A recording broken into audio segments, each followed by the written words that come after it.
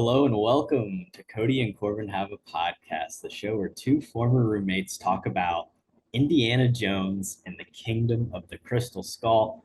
As always, I'm your host, Corbin Zavocal, and man, it has been a long time since our last episode. Cody Webb, my co-host, you're here as always. What's going on, man?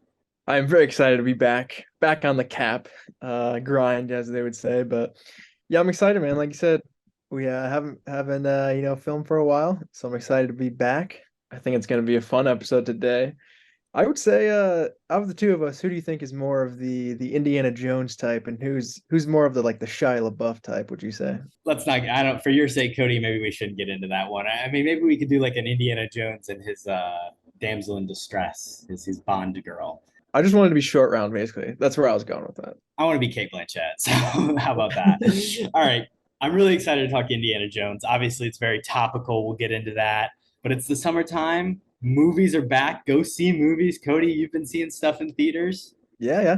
I mean, the summer movie season, it's in full swing now. Obviously, the main ones coming up too: Oppenheimer, Barbie, Mission Impossible, tons and stuff.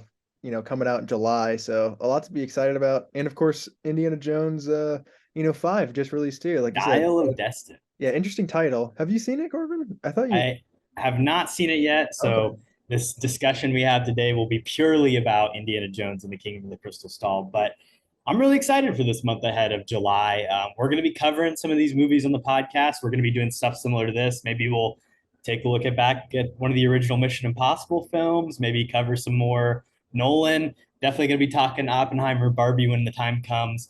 So we had a slow June, but we're going to have a fun July, I think. Oh yeah, gotta kick it back into full swing, like I was saying, and yeah, I'd love to go revisit some old Nolan. We've almost done all of Nolan's catalog at this point, but still a couple things here and there to touch. But yeah, got to keep it topical. But I mean, with everything coming out, there'll be a ton to talk about. So the people have been clamoring for the insomnia conversation. They want it. They're locked in. All right, Cody. Why did I pick this movie? Why so serious? I mean, it's obvious. We've already said it. Indiana Jones 5 released this past weekend. It did okay at the box office. I think it came out to about $130 million worldwide. Definitely not anywhere in comparison to the opening that this movie had, or really kind of the success of the previous Indiana Jones movies. We've seen some movies flop at the worldwide box office in the past couple weeks, specifically even the domestic box office with The Flash. Cody, what do you think about the box office? Do you think July will be a better month? I think 100% it will be a better month. June had kind of a lot of movies that were up in the air, I think, on if, were they going to be good? Were they going to be terrible? And Transformers Rise of the Beasts. I mean, that actually did okay, but it wasn't very good. Elemental, that flopped. I mean, especially for a Pixar film. Yeah, I think Transformers surprisingly was one of the better movies of the month. That's saying a lot. But yeah, The Flash bombed. That really hurt me in our box office movie draft for the entire year. Yeah, that one hurt. But I think this upcoming month, people are gonna be clamoring to go back to see good movies in the theaters, and I think the quality is gonna go up a bunch as well. So it'll be interesting. Obviously, Indy 5. I don't really know who asked for that movie in general. Kind of like the double legacy sequel in a sense, because obviously the film that we're talking about today was released pretty much like what 20, 25 years, after the 89 was The Last Crusade, so it was like 19 almost, years. yeah. So basically just 20 years, and then hey, 10 years later, let's just make another one, or 15 years later, let's make another. So interesting, Hollywood. I don't know what Harry's doing these days, but fair enough. Also, I mean, it's Will kind of we get another one in 15 years? Harrison Ford at 100 years old or whatever. If he's still alive and working, I say probably. But also, this movie, it's kind of He relevant. might die in Indy 5, Cody. We also don't know that. I mean, I'm not That's saying true. he does, but probably. I mean, we can hope, but we'll see. Also, this movie kind of going into Earwise as well. I mean, it's kind of relevant for Oppenheimer. This movie does include a nuclear blast. There's literally an Oppenheimer quote used in the film. Yeah, which is cool. But I mean, I feel like we don't see that many movies with nukes in it. So this is kind of relevant to multiple movies coming out this month, which I think is cool. Yeah, I think the positioning of this film in the 1950s is something really interesting, and we'll get into that further as we get through it. Let's move on to our next category. Do you remember? Do you remember correct me if I'm wrong, you were really late to the Indiana Jones train. Did you not watch all these movies until we were living together, right? Yeah, I had not seen, I don't think any of the Indy collection until probably just a few years ago. I watched Raiders of the Lost Ark, obviously just started off, and then I watched Temple of Doom shortly after. But a long time ago, like on television, I had caught like bits and pieces of this specific movie, the Oh, first one, including the opening, which I remember pretty vividly for some reason, even though it's unbelievably forgettable. And then of course the ending I feel like is it's fairly memorable too. So I remember little snippets here and there of this film, but genuinely I think this is the first time like I had a full viewing of the entire movie at one time. So that was fun. But yeah, I was late to the train in general. But do you remember the first time seeing this flick? Cody, I'm pretty sure I saw this movie in theaters. I think this is another Wow. I know 2008, like do I really remember it that well? No, but I think the monkey, the Shia Labeouf scene, that stands out to me. That's very vivid. The alien stuff. I mean, it definitely had an impact. I think Indiana Jones as a whole is like something pretty important to my fam, definitely to my dad. It's very much like a dad movie, a dad franchise. A lot of people of that generation grew up watching Indiana Jones and Harrison Ford. He was never a Star Wars fan, so like Indiana Jones was his thing, right? We owned all three of the movies on VHS. So, like, in the same way that I would watch the original Star Wars movies at different points, I definitely watched these movies at different points growing up. This past weekend, when I was back home in Indiana, just sitting with my mom, I just turned on Raiders because I knew I was prepping for this podcast, and we just like watched most of it. And I don't know, it's just one of those movies that I think is really nostalgic in a certain way. And this one being one that actually came out while I was alive in a similar way to like the Star Wars prequels, which again are another George Lucas joint. It is maybe a little bit more positive in my eyes than somebody who comes to it later, or even people who were super big fans of the original and then had high expectations in this fan. And of course, there's always going to be like nostalgic movies you saw earlier in your life that kind of just stuck with you for some reason. I think if I did see this early in my life, maybe it would be a movie that I would kind of enjoy a lot more, like you were saying. But being late to the train, I definitely have a little bit different perspective on it, as obviously we'll get into. But that is cool. Obviously, both of us are from Indiana too, so the character being named Indiana in a massive Hollywood franchise, I feel like that's pretty cool in general. You know the Indiana Jones original name, Cody? Henry Jones? No, I don't know. Is it Indianapolis Jones? Indiana Smith was the original plan name for that Interesting. they had. That George Lucas's like original. Hey man, Indiana gets no love in Hollywood. We got Hoosiers and we got this, so shout out. Fair enough. Stranger Things. Initial thoughts, Cody. Let's get Hard to into know. it. Good morning, Vietnam! I wanted to start with something. Do you think in your lifetime you will ever watch this movie again? Because this is something I've really been. This is kind of a silly example, maybe, but like Uh, there's certain films like in the same way people say like music's become disposable. I think in some ways film has become a bit too disposable as well. Like I'll watch a new release that comes out on Netflix or something, and I think like I legitimately will never watch this again, and it'll be buried in the network Netflix algorithm forever, and it'll never come across it. Movies like this that kind of came out a long time ago, it has a little bit more of an impact, but as our viewing habits have changed, like you said, you caught this originally on cable, but like I don't ever turn on cable TV again. Like I don't know, do you think you'll ever like sit down and watch this film again? Will it come across your eyes, whether by choice or unintentionally? it's a good question. Unless somebody, dear to me holds this movie, very deeply in their heart for some reason. I would guess probably not. Maybe if you're doing like an Indiana Jones kind of like binge watch one day and you've gone through the first three and you're like, hey, let's just throw on the fourth and see what happens, see if it lasts more than 10 minutes. Possibly, but I do kind of agree. I mean, the whole kind of just like, oh, turn a movie on for a half hour on cable.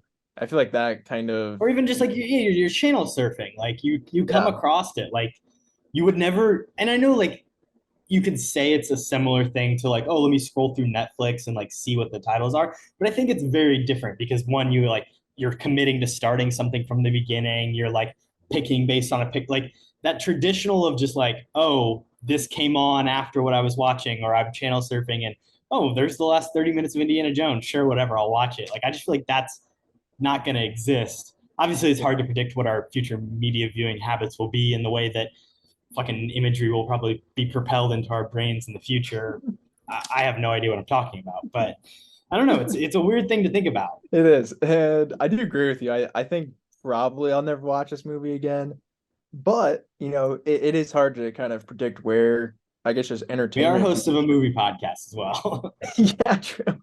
So no promises there. Maybe we'll do like a Harrison Ford draft. I'll be like, hey, throw on Kingdom of the Crystal Skull. It wasn't that bad. But yeah, hopefully I'll never see this movie again. More my initial thoughts off the top here. I mean, I feel like this is a legacy sequel at its worst in a sense. And my main thing with that is we're bringing back this character for no reason. I mean, the setup for this movie is Indiana Jones is in a trunk. He was captured by the Russians. Doing what? We don't know. We don't care. What are they doing now? I don't know. They're in Area 51 and they're in a massive warehouse searching for something. So I think the premise is specifically really, really bad. And it's kind of the idea of like Harrison Ford, like you said, I don't know. He definitely hates on the Star Wars franchise for some reason, but he has a lot of franchises, and he was always like, "I'm not gonna come back unless it's for something good." And he waited like 20 years for this to be the setup. I don't really understand that. So that's my first massive gripe. Secondly, the Russians are just, I think, a terrible, terrible villain. George Lucas obviously had a massive hand in this flick. I think he swayed it a little bit more to kind of the fantasy, science fiction aliens, interdimensional species, whatever the hell you want to call them in I've this got a movie. little, I got a little development background I'd love to get into Uh-huh. to Go get into for that it. because I agree 100%. The George Lucas hand is particularly felt in this installment. Now, of course, he created the character Indiana Smith, like we said earlier in the podcast, but this movie feels like the one that he was like in very similar way to like the Star Wars prequels. It's got that like same campy bad CGI. Let's go in and redo it and change everything and make it bad. Development of this film dated back all the way from the end of The Last Crusade to the early 90s. I mean, even when they originally pitched this and sold it to Paramount, the plan was to do like 5 Indiana Jones movies. But when The Last Crusade came out, Harrison Ford, Spielberg, they were both like, you know what? I think this was a pretty good ending. I'm content. I think a trilogy is a good place to end. And I think most people agreed with that. Obviously, very emotional final act. Sean Connery, typical Spielberg film, return to form from what was maybe a disappointment in Temple of Doom. The development still existed, and George Lucas primarily was really kind of working and thinking about it. They were doing this like Indiana Jones prequel TV show around that same time to still kind of keep the IP going. River Phoenix was featured, I think, as a young Indiana Jones. There was a plan to maybe do a movie with him. But of course, his untimely death kind of shattered some of those issues or changed some of those plans. When they were shooting the Indiana Jones TV show, Lucas shot a particular episode that featured Harrison Ford, where he's playing older Indiana Jones looking back, and it's set in the 1950s. When Lucas shot that, he was like, man, it'd be really cool to do Harrison Ford in the 1950s. And in the similar way to Raiders of the Lost Ark and Temple of Doom and Last Crusade being like a tribute to these old 1930s serial films that would play in movie theaters, he wanted to do a tribute to 1950s sci-fi B movies. So your Them, It Came from Outer Space, A Thing from Another World, like those type of movies is what he wanted to emulate. Steven Spielberg was like, well, I kind of already did Close Encounters of the Third Kind and E.T. And Harrison Ford was like, I don't really like fucking aliens. So both of them were out on that idea. Like they said no. And for a while that was kind of the end of it. There was like no further, figuring it out. Like the aliens thing wasn't going to work. At different points, they brought in different screenwriters: Jeb Stewart, Jeffrey Boehm, Frank Darabont of Shawshank Redemption, George Lucas himself, Jeff Nathanson. They all at different points wrote different drafts of the script before David Cope came in and actually gets like the final screenplay credit. I think Nathanson and Lucas are credited with the story by. Obviously they didn't want to do the aliens thing. Spielberg was kind of getting some pressure from his kids though in like the early 2000s, like, hey, don't you want to do another Indiana Jones movie? So Spielberg was kind of, lightening up to the idea of it. And then finally Lucas was like, well, what if they're not extraterrestrials, they're interdimensional beings? And that is the concept that got Spielberg to agree. He was like, you know what? They're not aliens. They're from a different dimension. It's based on this super string theory. They decided that they'll ground it with these real crystal skulls that exist in Mesoamerican cultures. And he was hooked back on. Development began. At one point, M. Night Shyamalan was going to come in and direct it, though, but he was just such a big Raiders fan that he was too nervous to handle it. So then it gets Sure. passed back to Spielberg, and finally in 2008, this movie happens that we get. So fateful, 18 so years of development, but this is how we got the interdimensional beings and the shitty B movie quality. Yeah, maybe that's their excuse for this joke of a script.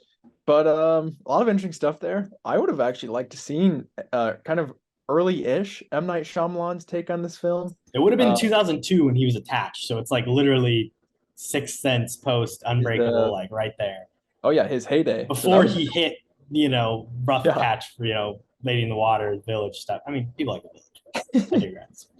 Lady in the Water, great film. But yeah, I would have loved to see that, honestly, especially, in that era of M. Night. I think that would have been interesting.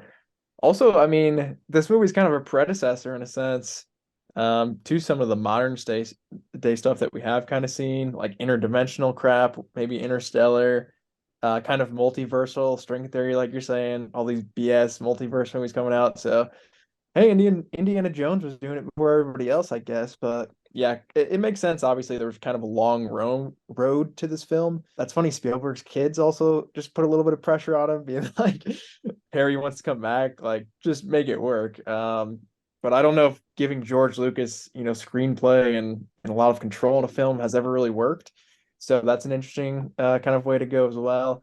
I did want to talk too about just some of the side characters in this movie. So I feel like in general for Indiana Jones movies, that is sometimes the strong point. Like I was saying, Temple of Doom off the top. I don't know if it's just me personally, but I love Short Round. I think he is kind of the best sidekick out there. But even in the first one and the third one, it's that one similar guy, and then obviously Sean Connery in the third one is really really good. So I feel like I expect the best from the side characters, and in this one, I don't know if they're bad, but I'd say they're poor compared to the others. People always like to pick on Shia LaBeouf, and I will definitely have my hand in that in this episode, but I think he's okay. I think past that, though, there's really no help for Indy. If you have a guy like Sean Connery, I feel like he can, like, just him and Harrison Ford can carry the entire movie because it's Sean freaking Connery. But if you have like Shia LaBeouf as the main sidekick, you can't have him like doing everything in the entire movie. I feel like you have to have more people there. And there are some, here or there, but none as good, I don't think, in Raiders or Last Crusade. And I don't think Temple of Doom is a bad movie either. I think it's just a little bit different from the other two. A little bit But racist. yeah, there's a lot of issues kind of Hey, that's a true George society. Lucas picture there. Yeah, well, Georgie boy, if you've seen the prequels, he loves, just race talk as well. But yeah, kind of ugly stuff there, which we could go over later on. But I don't know. I think the side characters in this one really are just kind of letting it down in general. I 100% agree with you. Like, there's no real connection to any of these. That's the other thing. It's like it does the legacy sequel thing, but it doesn't do it well enough. Like, if one of these guys was someone they brought back, but like John Hurt and Ray Winstone, I just don't care about them at all. Like, they're so irrelevant. And then obviously Cate Blanchett is your villain. I don't know. She's a great actress, but maybe not in this picture. I love Cate Blanchett. I have a lot of thoughts on her character. I don't think it's necessarily her fault. So I think that's good casting. Like put Cate Blanchett pretty much in anything, and I think you'll be fine. And especially as like a Bond villain type like that. Yeah. I mean, I like it. Yeah. Like if the fifth one came out and Cate Blanchett's the main villain, like sign me up. I think that's good casting. But oh man, just her character and her writing. There's a ton of issues that, like I said, I'll get into. But I wanted to bring up something else too with Shia LaBeouf. Do you think maybe this is his best performance? Because he's in a lot of little stuff that I haven't seen. The two big things, obviously, that he's in Transformers 1, which I do kind of like, but obviously there's 10 sequels that are all terrible. And then, of course, your childhood favorite, Holes. I might be leaning Holes as a better performance, but I genuinely don't think he's terrible in this movie. I was gonna get into with the good. Like, I actually think he's kind of successful in this, and we'll also Yeah. talk about him in the ugly as well.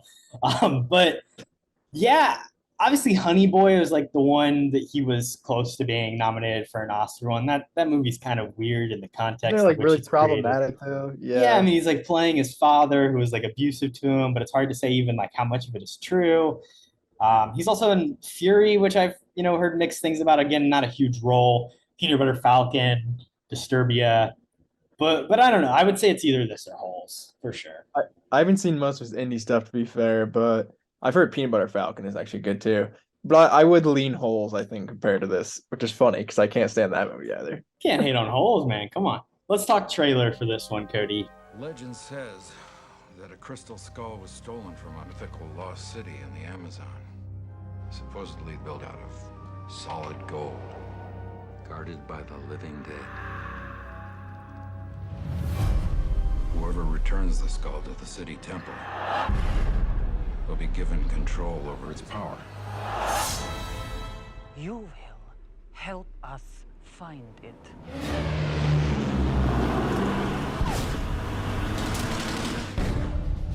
A simple yes will do. So, we will do this old-fashioned way. Put your hands down, will you? You're embarrassing us.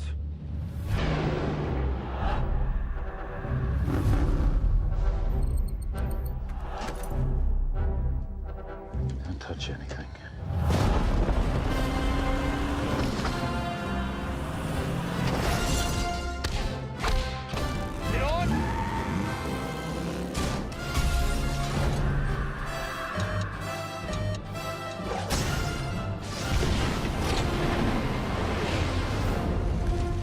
Come on, genius. Faster! Come back! What's he gonna do now? I don't think he plans that far ahead. Oh! I'd cover my ears if I were you.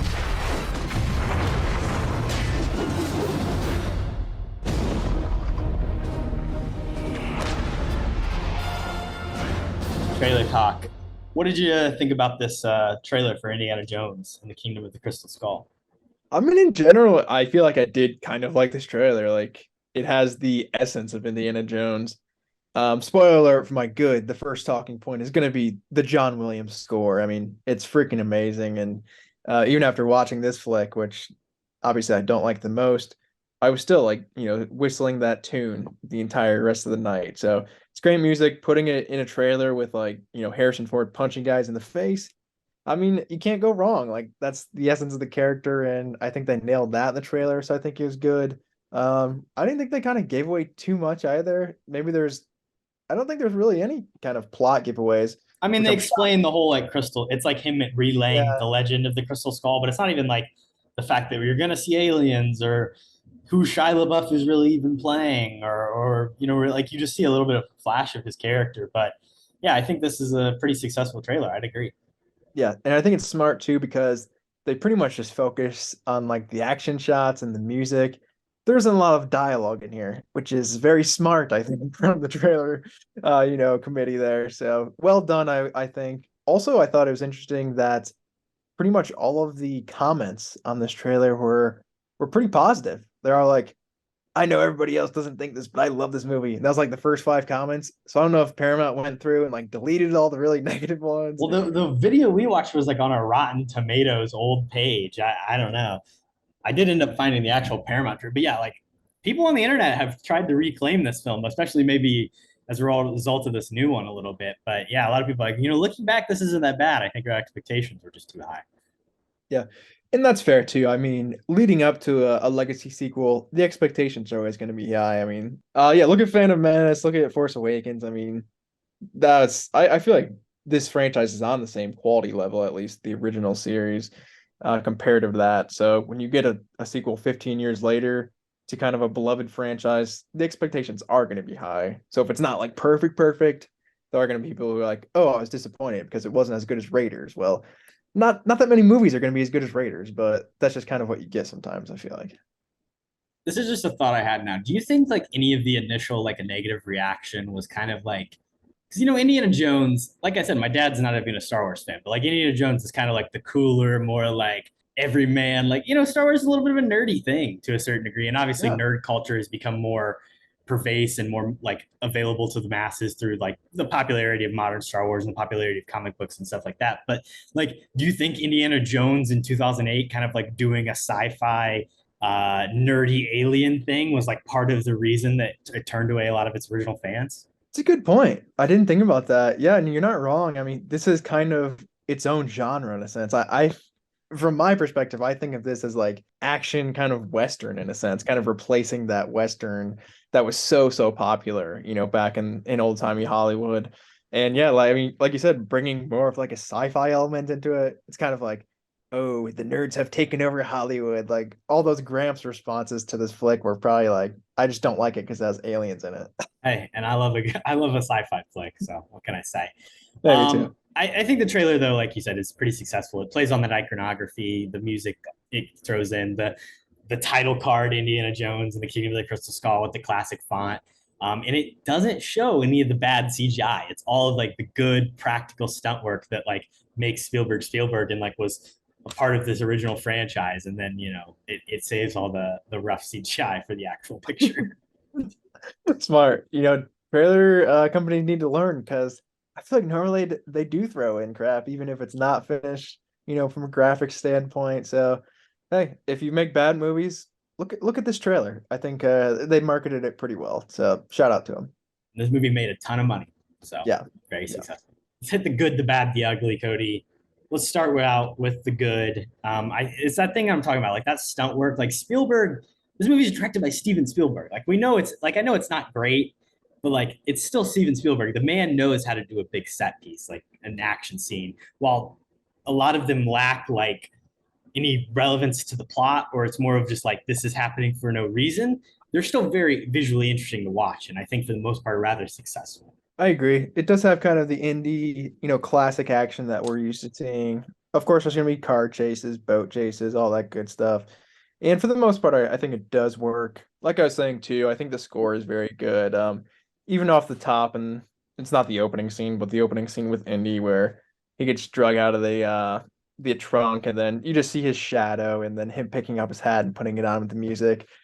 I think that's fun. Like that's nostalgia bait, but I think it's done well. And then of course, just as the movie goes on, they play the classic theme about 4 more times, and every time I'm definitely into it, so I'm not going to complain. Past that, I didn't have a ton. I do have a couple small things that I like to point out.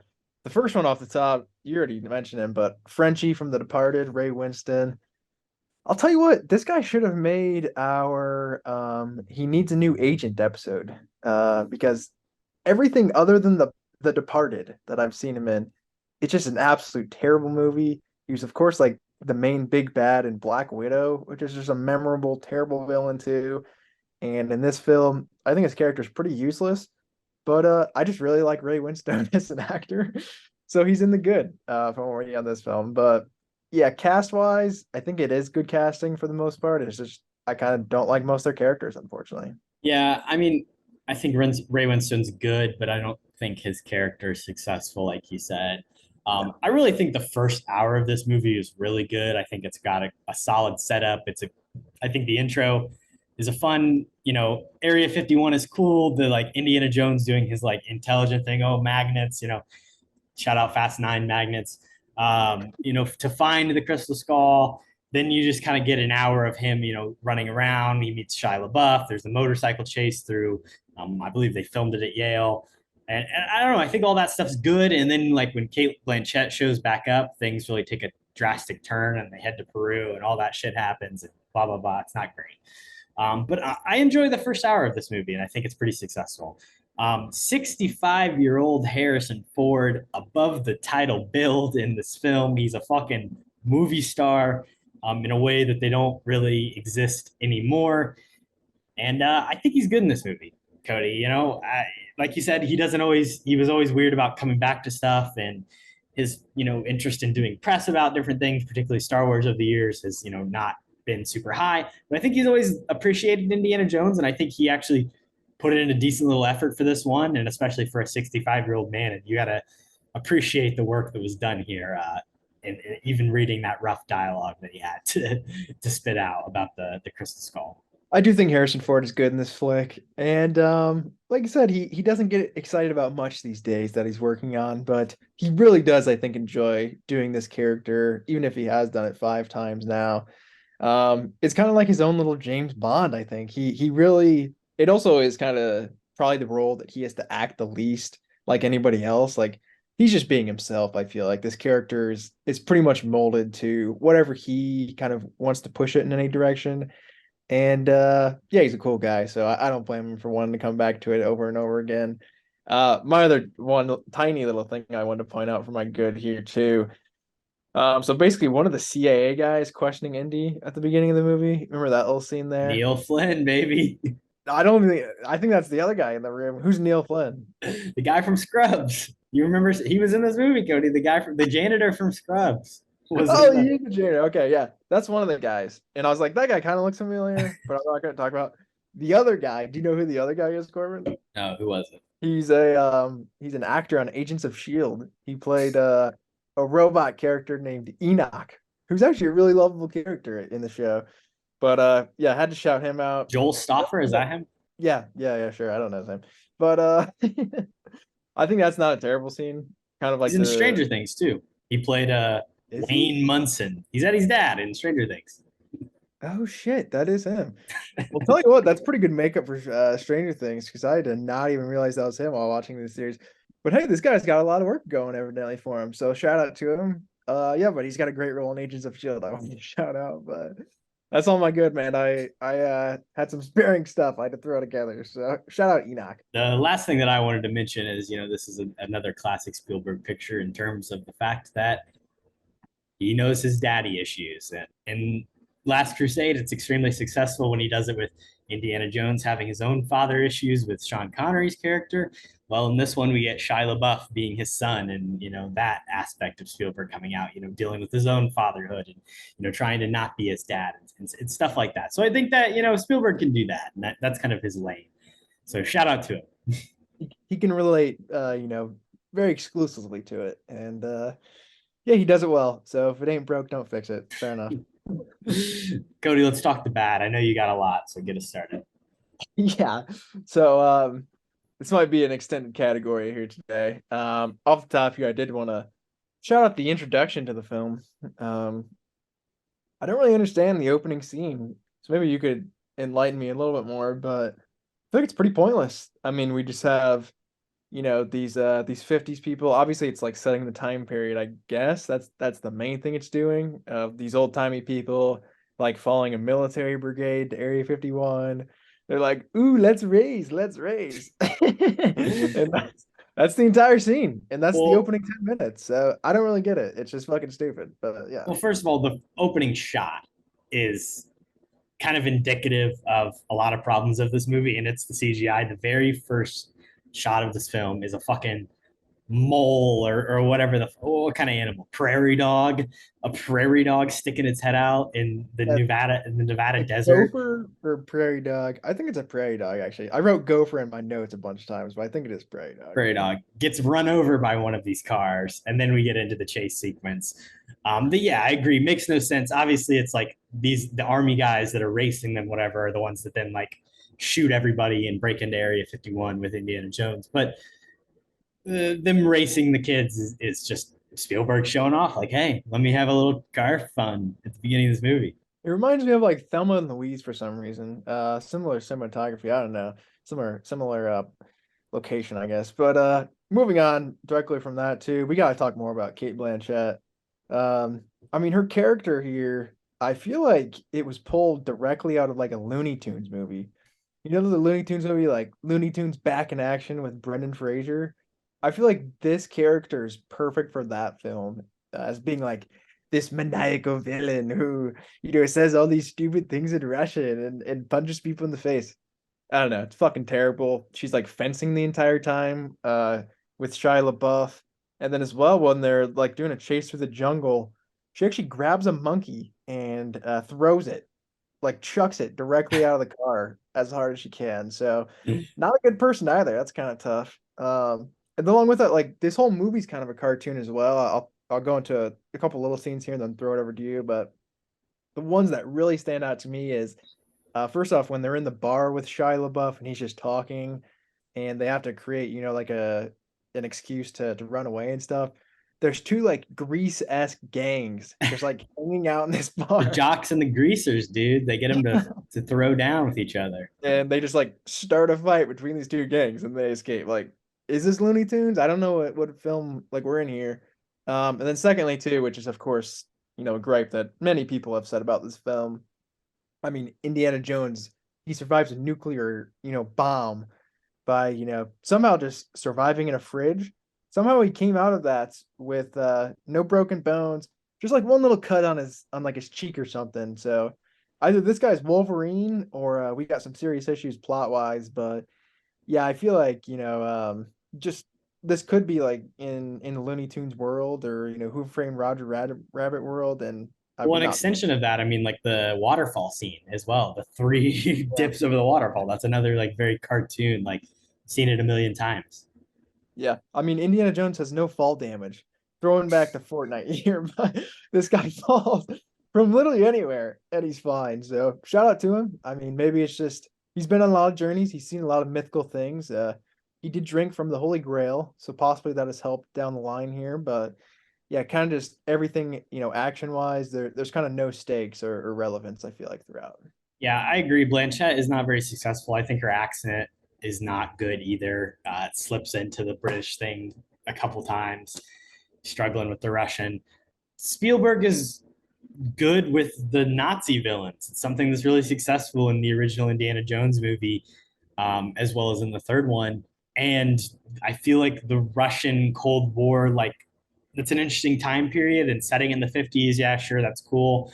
You get the, Nuketown stuff, which is obviously the actual nuclear explosion is bad. But in terms of like imagery and connections to the time period, like I get what they're going for, but I just think the Russians as the villains in this movie are really unsuccessful. I know an early draft it talked about like framing it around escaped Nazis in Argentina, in similar way to that they did after World War II, and those kind of being the villains. I think that would have been maybe more interesting than the Russian thing. And yeah, I just agree. It doesn't work very well at all. They probably did feel pressure to do something different because obviously Raiders of the Lost Ark and The Last Crusade, I mean the main villains are Nazis, so maybe they're like, maybe we should try something different because I mean they went crazy with the Temple of Doom.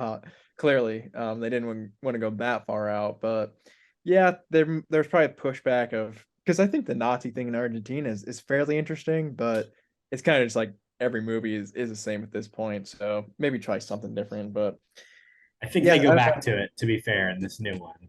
they could have just like let Cate Blanchett be English and just just have one write in line where the English are bad. There's this English extremist group or something random like that, and I think it would have been 10 times better. Yeah, I agree with you. I did have a couple other things. And this is mostly CG related, but I mean we gotta bring up Shia LaBeouf swinging through the jungle with a lot of CGI vines and monkeys. Even 2008 standards, I think it's not passable, graphics wise. So I think that needs to be mentioned. And then of course, they get chased by like I don't know if this is cool or kind of just really really weird, but the whole ant sequence where I mean there's just billions and billions of these ants, and it's kind of cool like how they're working together to like when Cate Blanchett climbs up a tree and like they're Like building World War Z zombies, dude. yeah, like that's kind of cool, I guess, ideology, but I think it looks really bad. And also just the plot point of the crystal skull makes like this perfect oval for Indy and this other guy to like fist fight for 10 minutes while these ants are all just, waiting on the sidelines watching. I think it's just really, really stupid and really poorly executed. So I feel like the middle third of this movie, it's kind of just lost and doesn't really know where to go. So I feel like maybe there's a rewrite, excuse me, about 2/3 of the way through, and then they're like, "Oh, just finish CGI in post. Don't worry about it." And then they never finished it. So kind of just worrying. I don't know, from a writing perspective and from a visual perspective throughout. Yeah, I agree. Some of that stuff is just kind of inexcusable. I mean, 2008, it is a weird transitional period, but just like don't work with stuff if you can't make it look good. I don't know. There's stuff in Temple of Doom that looks bad too. That's kind of like pushing the boundaries. So I agree though overall. The other thing I want to talk about is like like you said, side characters are bad. I think particularly like the thing that about like Ray Winstone's character and John Hurt's character, Ollie, whatever, it's like because we have no connection to them in the previous movies, they're supposed to be like these important old friends of Indiana Jones. They're supposed to matter to us, but we don't care as an audience. Like, there's no reason when John Hurt shows up and he's talking like a crazy person, like we don't even know what he's like normally. So like how like it's unclear what's going on. And then when Ray Winstone's like, "Oh, I'm a double agent. Oh, just kidding. I work for the CIA." It's like I don't know if we're supposed to trust this guy because we don't even know how close he is. Like, is this a real betrayal? What? It's just all unsuccessful when none of these characters have any built-in connection or anything for the audience, any reason to care about them. Yeah, I think you hit that on the head. It's hard to care about character backstory when we don't know their backstories. Kind of just an easy writing thing there, but yeah, I agree. We haven't talked about Ox as a character a ton either, but I mean, he's just a walking plot point. He's just spewing out riddles the entire time, and they always like kind of catch on to them at the last second before they even become relevant. And then at the end, he kind of just like snaps right back into being a normal person right when the plot is convenient for him to again. So yeah, I don't like that character at all. I think John Hurt kind of just got gypped overall with the writing, but he's not the only one obviously in this flick. But yeah, very weird character. And he's supposed to have like this really strong connection to Shia LaBeouf as well, and that's never really kind of panned out at the end. So kind of just weird all around. Yeah, it was a little unclear because he's like, "Oh yeah, Ollie's like been a part of my life, always taking care." But then even like he didn't know that Indiana Jones was his dad because at the end he's like, "Oh, dad, what? That's crazy." Yeah, I don't know. You'd think he would know. Like, has he seen his birth certificate or anything? I mean, come on. I don't know. Yeah, and I think the whole thing he was like, because really like he's mad at Indiana Jones for abandoning them, and yeah, Yeah. Also, is Shia LaBeouf? He knows his name is like Henry Jones the Third, right? Because he well, says he knows his name's takes the Henry, name but Hunt. he calls himself Mutt, which is a dumb name. Yeah, Oh, and great then name. he thinks his dad's someone else. I don't know. Smart kid, Shia LaBeouf. He should have stayed in Well, school, evidently. Yeah, is that a good transition to ugly Cody? I think it is. Well, first of all, Shia LaBeouf in this movie receives the credit and Shia LaBeouf. Big hot shot 2008 Shia LaBeouf get the and credit in this, Good for him. That's kind of crazy. Not a great person though in hindsight. Obviously at the time none of this stuff had come to light or really none of it had happened. He is currently set to go on trial for an abuse allegation from the artist FKA Twigs. It was originally supposed to be set for April of this year. It's been pushed back to later this year. I don't know if we're gonna get like a Johnny Depp, Amber Heard, like public trial bullshit again. I really hope not.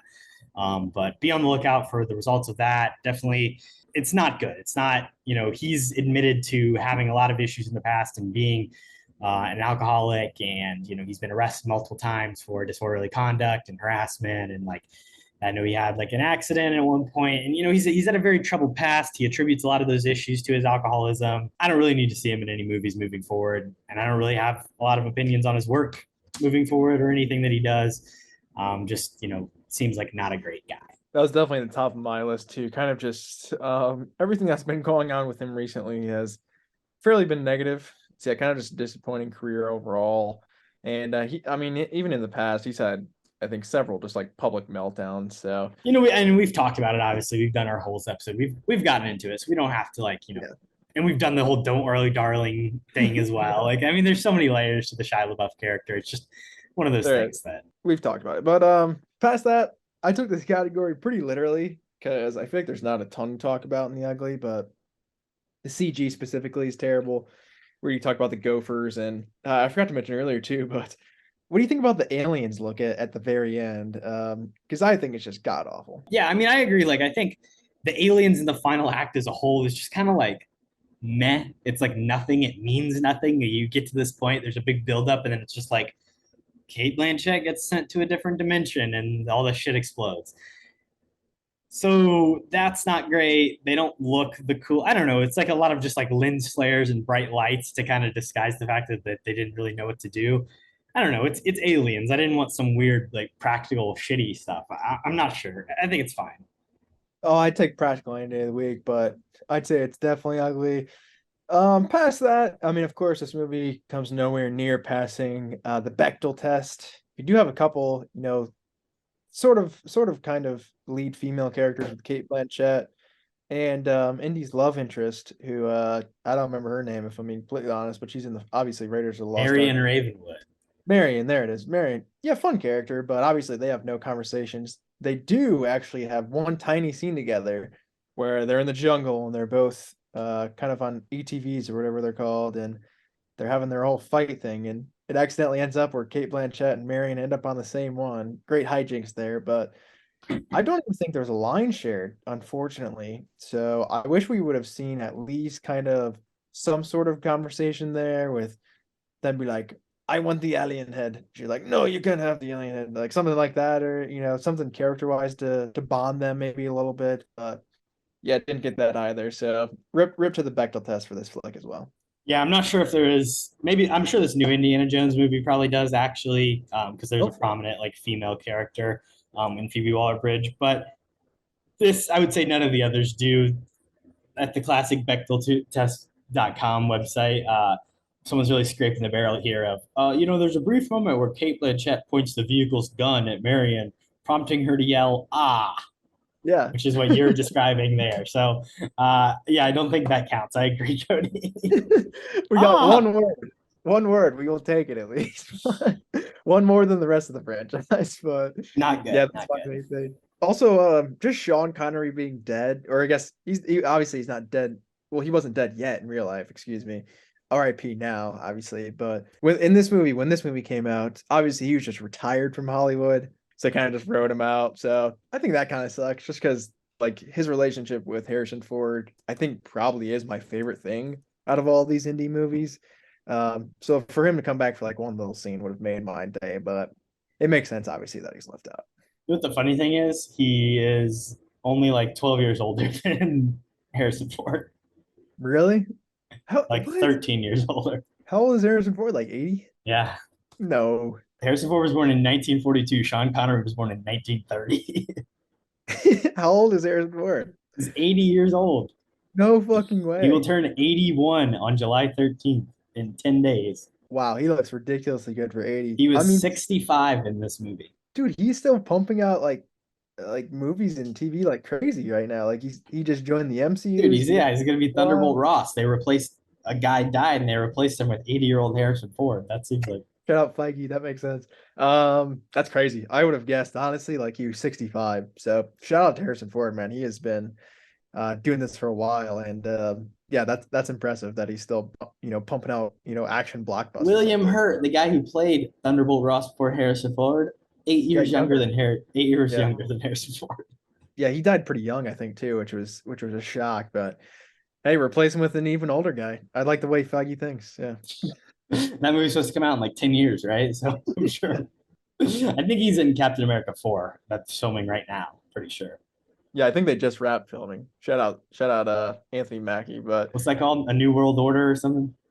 It was called like a New World Order, but they changed it, I believe, to Brave New World. I believe that is the title now. Yeah. Which sounds an awful lot like Batman, The Brave and the Bold, but that won't come out for another like 10 years. So suck it, DC. Andy Muschietti coming at you with the new Batman movie. Last thing I wanted to hit on, I mean, it's been joked about many times, but I guess like Indiana Jones is an idea of like this white archaeologists coming into places and taking their artifacts. I mean, obviously his thing has always been, it belongs in a museum, but it's like, it belongs in what? An American museum, a British museum? Like, museums can exist in the countries to which the artifacts belong. So, as a general idea, I don't know, it's a dumb, young, 2023 thing to say, but it's true to an extent. It's definitely a Western ideological thing of being like, oh, these people who are protecting this ancient tomb, they're the bad guys, not the white people, coming in and trying to steal these, very precious artifacts. So, yeah, it's a good point. Yeah, definitely Temple of Doom plays into that. I mean, they're trying to take over the world or whatever, but it's bad look. Let's take a quick break, and we'll be right back. And we're back. Whose line is it anyway?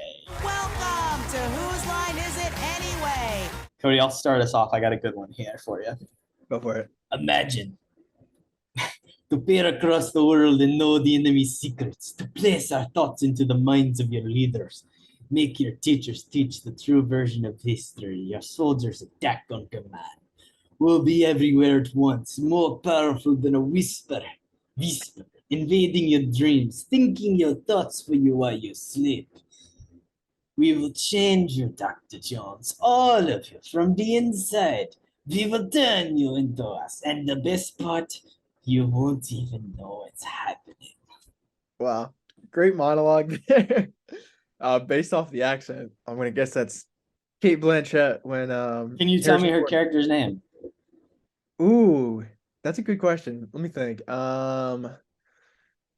What's like a Russian name? I actually have no idea. Is it like Natasha? Irina Spelko. Irene. Irene Spelko. Yeah, I like that. I believe it's Irene who's saying that. I believe it's also the scene where Indy's staring into the crystal skull. Is that correct? Couldn't tell you. Quotes Just page like the IMDb, baby. Well, shout out. That's a good one. I think that's probably Cate Blanchett's best line delivery, I would say, maybe. Or maybe it was your best line delivery, one of the two there. So That's right. hard to tell. But I'll throw one at you. I got a couple here. The first one, it's a lead-in quote. So the first line is obviously said by Indiana Jones, but the second one, you're gonna have to tell me who said that. So the first line is, "Why don't you stick around, Junior?" And the second line is, "I don't know. Why didn't you, Dad?" I do believe that this is a quote from Mutt Williams himself, Henry Jones III.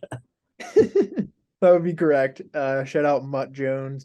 Yeah, I think that's really kind of a curveball out of left field at the end too, because this is literally the ending of the movie. Like everyone's just sitting around happy, and then Mutt decides to run off for some reason. He's like, where are you going, Junior?" And he just throws it like 25 years of pain just directly in his face. So I thought that was a tough line, to kind of wrap everything up with. I agree. He's really just throwing fucking haymakers right at the end. Indiana Jones saved his life. Tough look. Here's one for you. Not into space, into the space between spaces. This sounds like a direct line from Interstellar, if I'm being completely honest. But it is, of course, one of my beloved characters from this film, Ox. I don't know anything else. It's just Ox. Great nickname. Professor Oxley, full name, John Hurt's character. Yes, Sure. you're right. What do you think about that? Interdimensional beings rather than extraterrestrial. Do you think that's successful? I mean, it's definitely interesting. And if they like delved more into it of kind of what are they doing here? What was the entire point of it? I think that would be cool.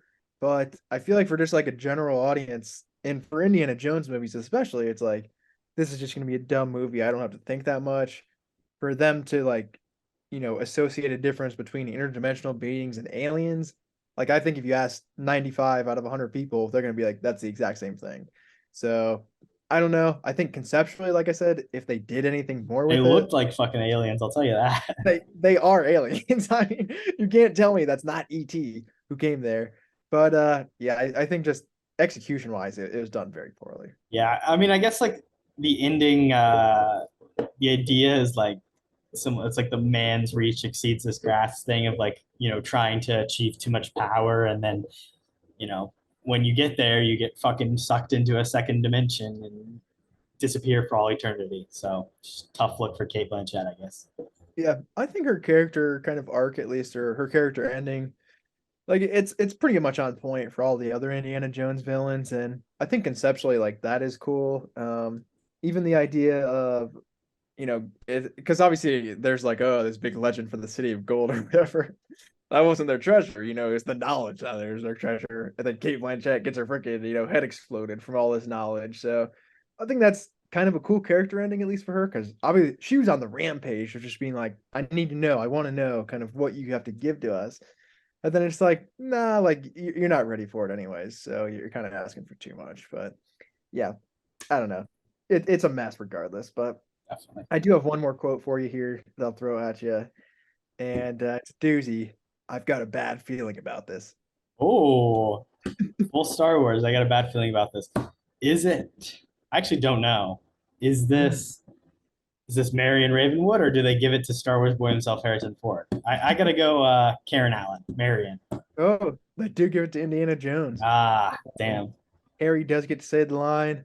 I would assume that this was a George Lucas specialty. I would assume. I don't know who else would have wanted to input this line in here, but Harrison Ford's like, I really gotta pay tribute. Let me say this real quick. Let me improv it. I highly doubt it. But yeah, I thought that was kind of out of place and weird. I don't hate it. I think it's a cool reference, When does it obviously. happen?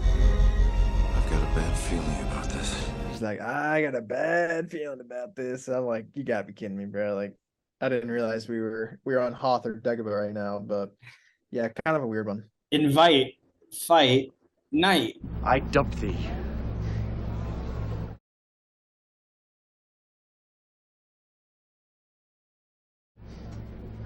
Sir William. Kody, who do you want to invite on the pod? It's a good question. I feel like obviously, Indiana Jones would be a thought here. He's got just a ridiculous amount of stories that we haven't even seen all of the best one, it seems. So he'd be a good one. Harrison Ford in general would be a really good one too. But my main pick here, I went for Frenchie, Ray Winston's character, obviously here. Obviously his name's not Frenchie in this, but I'm still gonna call him that. But his character, he's kind of just like the scoundrel. He kind of has some Han Solo-esques to him, like he's gonna double cross you 10 times and not care about it. And he's probably got some good stories. I mean, particularly too, I do just want to hear the backstory of him and Indiana Jones, so we get a little bit more character development there. I think that'd be interesting at least. But I think he'd be a good guy to have on the mic too, just because he's got those quips. Like he'll throw it back at you too. He's an interesting guy, so I pick Frenchie. I like that pick a lot. For me, I'm gonna go Harrison Ford rather than Indiana Jones. So, I mean, Yeah. this guy, I mean, a run from like the first Star Wars movie to the turn of the century, like unparalleled, maybe even better than the Tom Hanks run we talk about in the 90s. Maybe Tom Hanks kind of took the torch from him in the mid 90s. But yeah, I mean, Harrison Ford has worked with so many great directors, been in a lot of incredible projects, obviously, Star Wars. Being the huge one that I would love to talk to him about, even though he probably doesn't really want to talk about it too much. But I mean, hell, this guy's been around. He's a classic man of Hollywood, and he came in super late. So he's got plenty of other stories about being a fucking carpenter before that. And then if we're gonna bring someone else on, let's get the Crystal Skull. Let's see what kind of conversation we can get into with that thing. Get a little spicy. Oh, that'd be a very interesting podcast. I like that a lot. But yeah, I mean, Harrison Ford, he owned the 80s. I mean, he made 3 Indiana Jones movies, 2 Star Wars movies, and Blade Runner. So that's ridiculous in itself. And then Throw in Witness, you get some working girl action in there. I mean, The Fugitive. The Fugitive in the 90s. Yeah, I mean, it goes on and on and on with his filmography. But yeah, obviously that would be a dream guest to have on my end as well. Fight, Kody. Who do you want to fight? I'm going after Ox here. I mean, like I was saying earlier, he's just a plot point. I was really waiting for like Indy to just deck him in the face a couple times. Just if that works, just punch it out of him. And I'm surprised he didn't do it, knowing Indiana Jones too. But I mean, yeah, this guy's just spouting like random riddles the entire time. He just starts like acting like he's writing because he needs to write some symbols down at one point, and that's terrible. But yeah, just a crazy dude, and it's kind of just there's the scene where they like escape from the camp and then they get trapped in the not quicksand, the dry sand or whatever, and then they're like, "Go get help," and he just goes and gets fucking Cate Blanchett. Hey, you got help, man. I don't know why you're asking this guy to do stuff. He's clearly insane. But yeah, I mean, kind of just a dumb character. Didn't need to be there, and it's kind of just a free punch too. Like if you deck that guy throughout the duration of the film, he's not even gonna remember it at the end. So might as well just go for it. That is true. He probably would not. I hate to break it to you, but I got to go for Ray Winstone's character, Mac. I mean, this guy's the worst. I don't even understand. Like, yeah, he sucks. He fucking betrays Indiana Jones, and then he's like, "I'm a CIA agent," and then he's fucking back with Cate Blanchett. No, I was never actually a triple. Just so dumb, pointless character, and terrible guy. He'd probably kick my ass, but I'll fight. It depends, but he also has a really lame death too. Like he just gets sucked up by the flying saucer just trying to collect gold. So yeah, really not anything good I would say about the character at all. Knight, Kody. I'll also get us started here. I gotta knight that fridge, man. Fucking nuclear blast proof lead lined fridge. One of a kind. Definitely deserves a spot in the KHAP round table. Absolutely. I think that's a great night. It has to be a little bit padded, or it must have been made just exact to size, one of the two. So a specialty fridge nonetheless. So shout out to it. But love that. My night, it's just gonna be for Indiana Jones here. There's a lot of reasons, but my specific reason is gonna be him not letting Mutt put his hat on at the end of the film. And like I said, I don't think I've ever actually seen the ending of this movie. So I thought for a second that Shia LaBeouf was about to put on the Indiana Jones hat, and I was yelling at my TV, no. And and then Harry came out of nowhere and snagged it from him. So I think for that moment and that moment alone, Indiana Jones deserves to get knighted. I like that a lot. I'm glad that was like a shocking, what was it gonna happen moment for you, but you weren't too disappointed, I hope. I was worried. Yeah.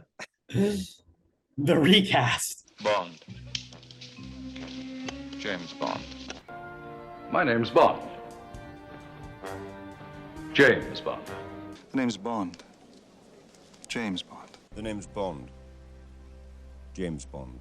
Who do you want to recast? Well, obviously here I'm gonna get rid of a couple people. Of course, Shia LaBeouf is Gonzo. I mean, I think that's completely obvious. I was really trying to find somebody who was good for this time period too.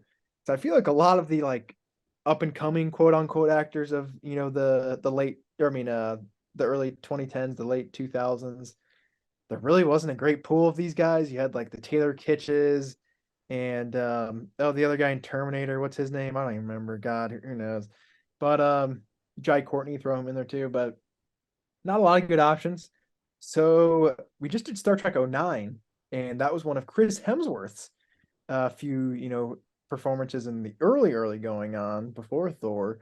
So I say throw him in here. I think maybe, a little, not a buff Thor Chris Hemsworth here, but a skinnier one. He kind of looks like River Phoenix a little bit too, I feel like. So he's got that going for him, kind of chronological wise of being Indy's son. I think that'd be interesting. And I think obviously he's just a little bit better of an actor than Shia and a lot more likable guy. So that's what I went here. Yeah, it's how do you cast Harrison Ford's son? Like, that's a really hard thing to do. How do you cast a young Han Solo?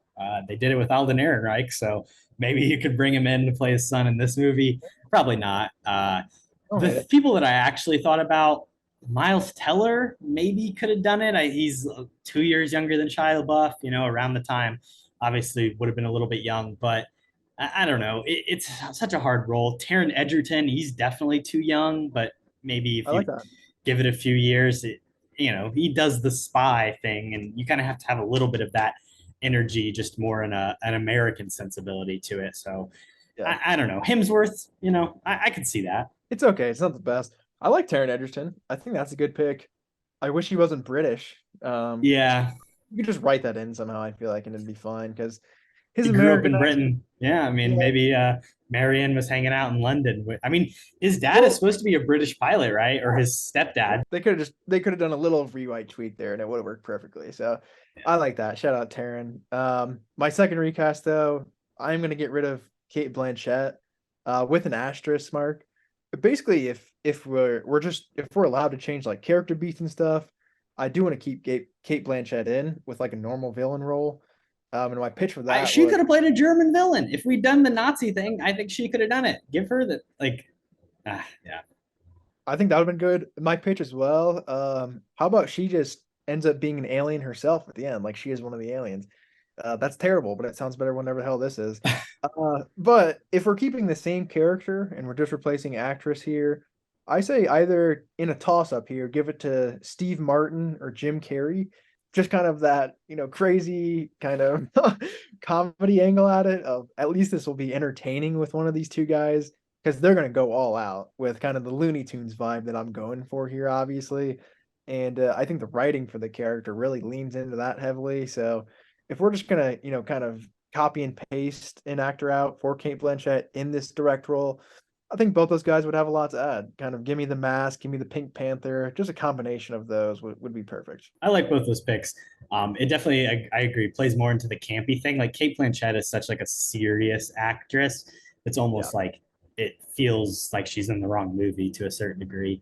My pick, I want to replace John Hurt with another John Lithgow. we know this guy. He can do the kind of crazy off his rocker thing a little bit, but then he can also straighten up and be normal at the end. So he's also, I don't know. I feel like he holds a place in American hearts in a way that John Hurt doesn't. So he'd at least be a little bit more of a familiar face that could give you some interest in his character, just kind of predisposed because of the actor playing him. Yeah, I like that pick as well. Good recast from me this week.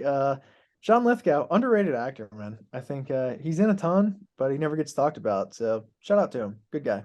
Definitely. He could also take over the villain role as well. If you've seen that season of Dexter where he's a serial killer, he can be creepy. Interesting. I'll have to check that out. Rating. Do you like me? Kody, curious to see how low you go. Yeah, this is brutal. I don't know where to place this. Because I don't think this movie has much redeeming qualities to it. And I didn't do too much research on what I put, above this or below this. My initial thought here was just a 25 out of 69. I think that is fairly harsh. Maybe this movie is not the worst thing in the world, but I don't know. From my perspective, man, there's not too much that I can pull out, and I'm like, hey, that was kind of okay. So I think I'm gonna stick with the 25 here. That's pretty bad though. You want to hear another movie you gave a 25, Kody? I'd love to. Yeah. Stalker. Well, Stalker, I would say technically is probably a much better film than this. Yeah, I think that's fair for kind of my liking of both. A couple other highlights for you around this area. Paul Blart's a 20. Mm-hmm. And funny enough, Real Steel also a 20. Ooh, okay. Yeah, I would say this flick is better than Real Steel. I'll give it that. It's not saying much, but it's up there. For me, I'm going to place this at a 41 out of 69. Wow. Right above The Princess Bride. Oh, and right below Spider-Man 2002. Brutal. No comments on Princess Bride on this. That's unbelievable. There should be riots in the comments right now. Kody, post-credit scene. What if I told you we were putting a team together? Who's we? In your recast or your replan for Cate Blanchett's role, you kind of spoiled my post-credit scene a little bit here. So here's the take. Yeah, go Cate for it. Blanchett transported back in time to the whatever, I don't even honestly know what time period this society existed, 1,000 years ago, whatever.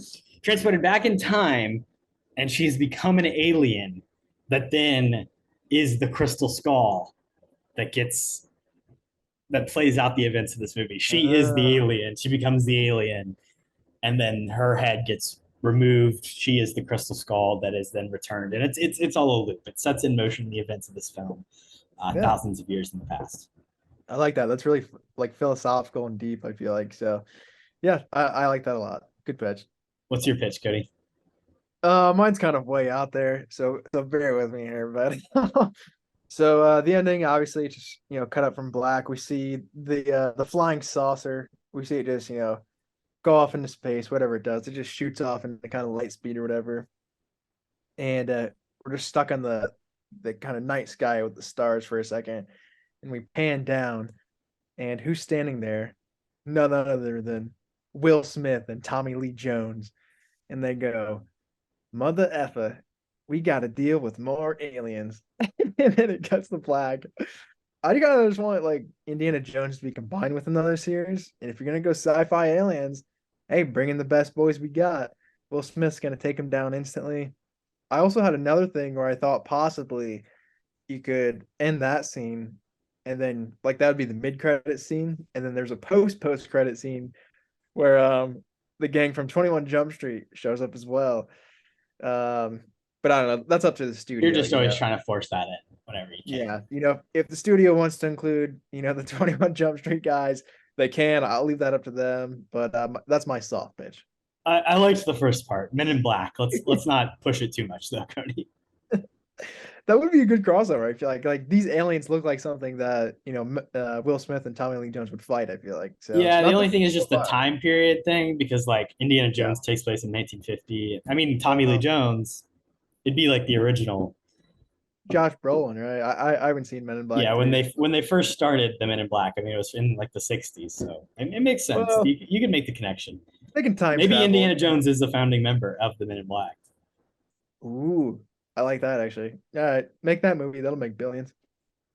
6 Degrees of Dave. What percentage of a plan do you have? You don't get to ask questions after the nonsense you pulled on Nowhere. I just saved Quill. We've already established that you destroying the ship that I'm on is not saving me. When did we establish? Like 3 seconds ago! No, I wasn't listening. I was thinking of something else. Cody, there's an obvious one here because Harrison Ford and Dave Bautista were in a movie together. Is that the route you went, or did you go a little crazier?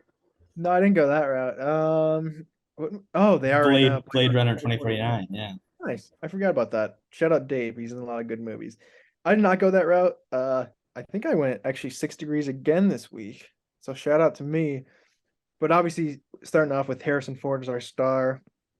Honestly, I think possibly my favorite film of his, other than Star Wars, is The Fugitive. I really, really like that movie. I think it's incredibly underrated. So I went that route. And then, of course, I mean, who else can I take from The Fugitive than Tommy Lee Jones himself? And I was pretty much just looking for a specific route. So I went Lincoln, which, of course, stars Daniel Day-Lewis, who's in, a great film called There Will Be Blood. Not sure if you heard of that one before. He's also, you always talk about how this guy's really good in that too. Paul Dano, bit of an overrated actor, I think, but There Will Be Blood. A clip from that movie will play in a few minutes. Milkshake, drink it up. Paul Dano is, of course, in Swiss Army Man as well. Great role for him in that with Daniel Radcliffe, who, you can throw it over to any Harry Potter film. I don't really care. Pick your poison. Rupert Grint is in all of those. And of course, he is in Knock at the Cabin, new M. Night Shyamalan film with my man, Dave Bautista. Got there in 6 Degrees. Yeah, kind of all over the place there. But I do like the Paul Dano connection straight into the Harry Potter verse. I think that's a fun one. I do like that a lot. I completely forgot about the Rupert Grint thing. That's a great pull. Appreciate it. Did you just go the straight up 2049? Yeah. No. I had a little fun with it. So I went Harrison Ford and Indiana Jones and the Temple of Doom to your favorite character, Short Round, Ke Huy Quan, of course, nice. in Everything Everywhere All at Once with Michelle Yeoh. And Michelle Yeoh is in Transformers Rise of the Beasts. Fantastic voice role in that film. She plays one of the, of course, aforementioned beasts. She's a Maximal. She plays the bird one. I don't know its name, but she's there. Pete Davidson, also a voice actor in Transformers Rise of the Beasts, a movie in which he is actually probably pretty good. Probably one of his better performances, and probably has the most lines in the film as well. And he is in a cameo role in Guardians of the Galaxy Volume 3, which has, of course, Dave Bautista in it. Who is he in Guardians 3 at? Oh, he's like one of the aliens. He's like, barely there. It's a stretch a little bit. We could go like Pete Davidson to Fast X, and then that's what I was thinking. I remember I just saw him in some cameo role, but I don't remember what movie it was. Fast X to Brie Larson to Infinity War or Endgame. I mean, we always go Marvel. We do. Classic Dave Bautista. Very easy to go that route. Yeah. I wanted to go Daniel Craig. I was trying to get there, but Daniel Craig Glass Onion. But I don't know. Cody, recommendations. Drink the milkshake. I drink your milkshake. I drink it up. It's been a long time since you recorded, so run us through what you've been into. It's been a while. I honestly haven't been in it to a crazy amount, but I think I'll probably just do like half year, half next. I did have a few, but there's some specific stuff I did want to take a little bit of time to talk about. First off, after I did finish this film, I did actually watch The Last Crusade right after it. Really good film. I do enjoy that one a lot more. Like I was saying, Sean Connery, great accent, great guy. And I think that one is probably my favorite of all the Indy movies. So shout out to Last Crusade. Past that, I don't even know. We filmed so long ago. Did I talk about Ted Lasso on the last one? I don't think I did. Maybe I was like somewhere. So. You haven't finished. You hadn't finished it for sure. So okay. Regardless, Ted Lasso, whatever. I watched it. It was okay. I wanted to mention another thing. Because obviously we've talked about it a bunch, but in season 3, the Zava character, who's of course a riff on real life Zlatan Ibrahimovic, which I don't know if you knew that, but the actor who plays Zava is also an Agents of S.H.I.E.L.D. actor. So shout out. These guys are putting in work. and they need to Speaking be of which, recognized. Cody, have you been on the Secret Invasion train? I have that. I forgot to actually include that in here. Have you been No, watching that I or not? haven't, but I've been seeing a lot of Agents of Shield talk in relation. Do you think there's going to be some connections? I've not thought about that. That'd be dope. If Phil Coulson shows up, that'd be pretty sick. Give me anybody from Agents of Shield, and I'll probably freak out. But the first episode I actually did like a lot. Episode 2 was not the best. I mean, I think it's only like a 6 or 8 parter. I think it might be a 6 parter or something, 5 parter. So I was kind of disappointed that episode 2 kind of nothing happened. But yeah, hopefully it picks up a little bit. But the pilot was good. No spoilers, but it was very good. And then of course the other thing I wanted to spend most of my time on here in recommendations is The Bear season 2. Now, Corbino, I saw possibly you started rewatching season 1. Is that correct? Yes, I have. So I'm about episodes into the first season. So we'll have maybe a little bit of an extended discussion later. But season 2, you a fan of it? I don't want to play my cards here, but yeah, it's good. It's okay. Season 1, they like I said before, and I believe it was the last episode I was talking about. Yeah, season 1 was not what I expected. It's definitely more of like an acting piece, I think, in season 1. Kind of setting up these characters in a really deep and profound way. Season 2, they kind of go a completely different direction with it, which I think is really, really cool. There's a lot of just like these really kind of specific and kind of focused episodes that I really, really like. And I don't want to give away anything away here, but I mean, immaculate script, immaculate performances, blah, blah, blah, all the classic stuff you hear. Shout out the casting directors as well. A lot of fun stuff, but I won't say anything too more. Corbin, watch season 2, man. You'll fly through it as well. But there are like 4 specific episodes that are possibly like some of my favorite all time of television. I've heard some rumblings of such things spoken. I like Yeah. that they're quick. They're like 24 minutes. So I've been grinding through them. I'm sure I'll get through it pretty quickly. They get a little bit like there's some episodes that are a little bit longer in season 2 for sure. But there's also a couple of new characters that people have been hating on, but I also like them too. We'll get into it all I know later. Eyebrows is there, so Oh, Will Poulter, shout out. That guy's doing a lot of work. His episode specifically, I love, and I do want to talk more about it. But yeah, great show. Watch The Bear on Hulu if you guys have not checked it out. Season 1, like I was saying, it just takes a little bit to get through, but it's worth it, man. It's freaking worth it. I feel like that's some of the best television shows of all time. Breaking Bad, Succession, like season 1's kind of just like mid. Like I don't care about these characters that much. Blah blah blah. Oh my god, dude! Once you get into those later seasons, it's great. So yeah, that's my massive rec, honestly, for the year. Like that's my show of the year right now. Succession out the window. This is my new Succession. Give me The Bear. wow. Damn, Cody. Strong words. I'll throw it over you though. Those are my recs. Well, I've seen a ton of stuff since we last recorded, so I'll try and rip through a bunch of it. I do want to shout out Fast X. Did finally check that out with you, Cody, in person. We got to hang out last weekend, and we recorded the final part of the last release on this channel, A Fast Conversation About. So if you haven't heard that, go check it out. You can listen to the whole thing on Spotify, or you can watch little individual parts on YouTube, which is fun. Did that with Jackson Mahuron of the Rough Cut Retrospective, and Cody popped in for the 5th and 10th episodes of it. So definitely check those out. I popped in for the fun ones. Yeah, if you haven't seen that, obviously 100% go watch that right after this, because a lot of fun conversations in there too. Yeah. On top of that, I got into a little bit of an animated DC binge for a couple days. So I checked out Justice League, The Flashpoint Paradox, as well as Justice League War, Son of Batman, Justice League, Throne of Atlantis, and also started Superman the Red Sun.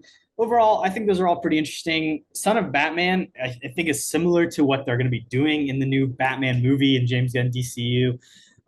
So I'm excited to see, an adaptation of that, a Damian Wayne thing. Justice League Flashpoint Paradox just makes me sad that the Flash movie was more disappointing. We actually haven't talked about. Cody, what do you think about that, man? The Flash movie, I mean, I liked it. It is obviously a bomb at the box office, which sucks. But yeah, I think the Flashpoint kind of adaptation, I mean, it's there. Like you can see the bones of it, like you're saying. But like the Flashpoint Paradox movie kind of delves into it tenfold from what we got. And it's So only like 80 minutes long. It manages yeah, to like do very so much short. more in such a short period of time. Yeah. I mean, they just had so many kind of chances to do something fun with a lot of different things, and they just decided to go a completely different direction and kind of keep it as straightforward as possible, which kind of sucks. But yeah, I think the Flash movie, for all of the production issues and stuff, I think it's a success in my eyes, but I don't know if many other people will see it that way. I don't think it's very successful, but I also don't really want to talk about it or care to very much. I also watched Renfield. I thought that was okay. I honestly wished it would have been better. Nick Cage was fun as Dracula, but the stuff with Nicholas Hoult just was not very interesting. This is Where I Leave You. I rewatched. Good little early Sean Levy movie. Shows that he can do some fun family heart stuff, and a phenomenal cast there. Adam Jason Driver. Bateman, Tina Fey, Adam Driver, Corey Stoll, Catherine Hahn. I mean, the list goes. Timmy Olyphant. It keeps going. Also watched Runaway Jury, which is a John Grisham adaptation with John Cusack and Gene Hackman and Dustin Hoffman, Rachel Weisz. It's a fun one. My sister really enjoyed it. She showed it to my mom and I when we were hanging out back home. So shout out to that one. I also watched The Tender Bar, which is the Ben Affleck starring George Clooney directed movie from 2021, based on like a memoir of this writer. Not a lot happens in the movie, but it's got good performance, decent little directorial style, fun music. I love Ben Affleck. He's great, as always. Ty Sheridan's in it as well. I also saw No Hard Feelings, which is the new Jennifer Lawrence sex comedy. And I thought it was good. I was honestly a little disappointed. I know it's tough to be like, oh, it wasn't that funny, but I expected it to be raunchier. I expected it to be funnier. I expected it to be more akin to like those 2000s Seth Rogen's, 40-year-old virgin, like that kind of sex comedy. And I honestly think this was a little bit washed down, which I was a little surprised about. That is, I mean, at least they're making more kind of raunchy comedies, but it is 2023, so who knows what we're allowed to get anymore. I don't know. Don't get me wrong. Some intense stuff happens. Not to spoil anything, but you may have seen such scenes on Twitter featured. But I don't know. For some reason, the trailer led me to believe it would be, I don't know, crazier. Yeah, fair enough. Bad marketing. Any other final thoughts? Any recommendations? I guess go check out Dial of Destiny after you hear this conversation. Yeah, I guess probably one I'll check out here in the next coming weeks. I don't know. It's been getting mixed reviews, I believe, right? Yeah, I mean, they premiered it at Cannes, which is kind of a bad decision. Right. You got a standing ovation, of course. But then a 50% on Rotten Tomatoes. Yeah, but it'll be interesting how the box office looks, especially once kind of the Oppen Barbie comes around and hits too. I think it'll pretty much be donezo at that point. So it'll be interesting. But yeah, a lot of fun stuff to look out for. But I recommended every Indiana Jones movie other than this one, basically. Wow. Well, hot take, Cody. Not really. We'll look forward to the coming weeks of movies, and I'm excited for it. Yeah, should be fun. Definitely stay tuned for the rest of the month because it's going to be a lot of bangers. But yeah, appreciate it, guys. Peace. Bye. What you just said is one of the most insanely idiotic things I have ever heard. At no point in your rambling, incoherent response were you even close to anything that could be considered a rational thought. Everyone in this room is now dumber for having listened to it.